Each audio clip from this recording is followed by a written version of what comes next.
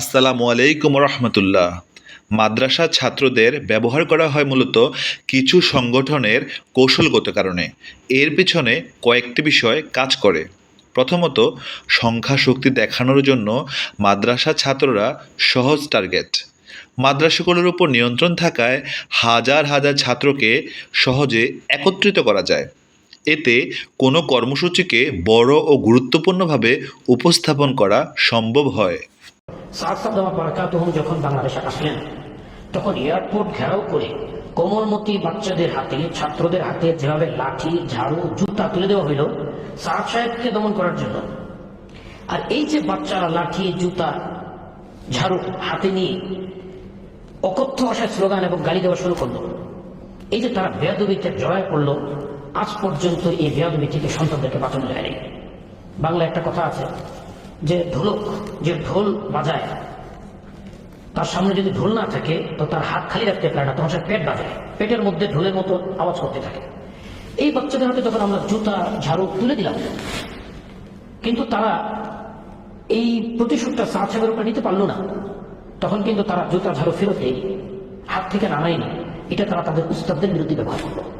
আমরা জানি 2020 সাল, মাত্র 1.5 বছরের ব্যবধানে বাংলাদেশের সর্বশ্রেষ্ঠ এবং সবচেয়ে বয়োজ্যেষ্ঠ মুরব্বী আলেম মাওলানা আহমদ শফি সাহেব রহমতুল্লাহি আলাইহিকে ওনার ছাত্ররা পিটায় মেরে ফেলে।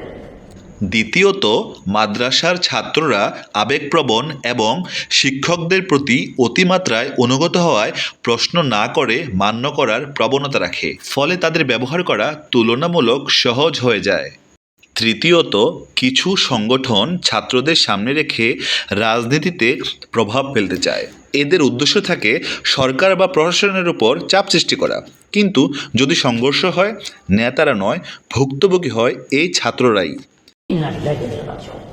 এই যে উস্তাদদের গায়ে হাত তোলার যে সংস্কৃতি চালু হলো, এটা সারা বাংলাদেশের দাবানের মতো ছড়ায় পড়লো। এরপরে ঢাকার চৌধুরীপাড়া মাদ্রাসা, ফরিদাবাদ মাদ্রাসা, মালিবাগ মাদ্রাসা সহ বহুত মাদ্রাসায় ছাত্রদের আন্দোলনের মুখে চাপে পড়ে মাদ্রাসা কর্তৃপক্ষ উস্তাদদেরকে বহিষ্কার করতে বাধ্য হলেন।